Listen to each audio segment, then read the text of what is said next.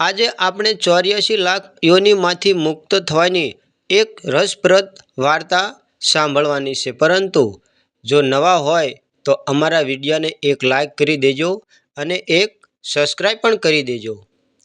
એક વખત કૃષ્ણ પરમાત્મા માટી ખાઈ રહ્યા હતા.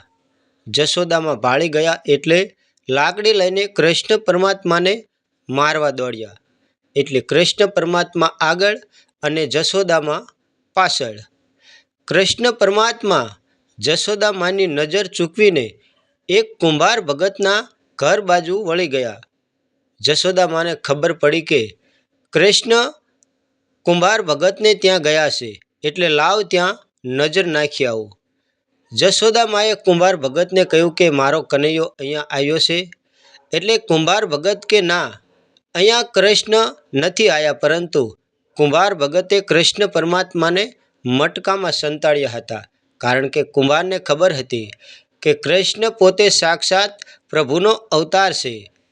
જશોદામાં જતા રહ્યા એટલે કૃષ્ણ પરમાત્માએ કુંભાર ભગતને કીધું કે હવે તો મને બહાર કાઢો. એટલે કુંભાર ભગત કહે તમને બહાર કાઢું, પણ મારી એક શરત. કૃષ્ણ પરમાત્મા કહે બોલો શું શરત છે? કે હું 84 લાખ યોનિમાંથી મુક્ત થઉં, આનું મને વરદાન આપો. એટલે કૃષ્ણ પરમાત્મા કહે બહુ સારું, તમે મુક્ત થશો. પછી બીજું વરદાન માગ્યું કે મારું આખું પરિવાર પણ 84 લાખ યોનિમાંથી મુક્ત થાય. એટલે પ્રભુએ બીજું પણ તેમને વરદાન આપ્યું કે તમારું આખું પરિવાર 84 લાખ યોનિમાંથી મુક્ત થશે. પછી કુંભાર ભગત કે તમે હે પ્રભુ જે મટકામાં સંતાણા છો તેની માટી આ બળદ લાવીને થાકી ગયો છે, તો આપ એને પણ 84 લાખ યોનિમાંથી મુક્ત થવાનો રસ્તો આપો.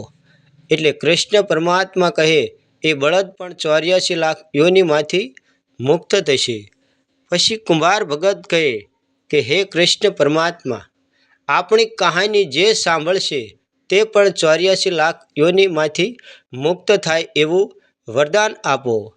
એટલે કૃષ્ણ પરમાત્મા કહે મારું વરદાન છે. એટલે કુંભાર ભગતે પછી કૃષ્ણ પરમાત્માને બહાર કાઢ્યા. પરંતુ મિત્રો, કહેવાનો મતલબ એ કે જે ગિરી ગોવર્ધન ટચલી આંગળીએ ઊંચકીને ઊભો હોય અને એને આ મટકું ફોડવું શું વાર લાગે? પણ એવું નહીં. ભગવાન તો પ્રેમને વશ હતા, કારણ કે કુંભારની ભક્તિ જોઈ અને તેમણે કુંભારને બધા વરદાન આપ્યા હતા. તો મિત્રો, કહાની સારી લાગે તો અમારા વિડીયોને એક લાઈક કરી દેજો અને એક સબસ્ક્રાઈબ પણ કરી દેજો.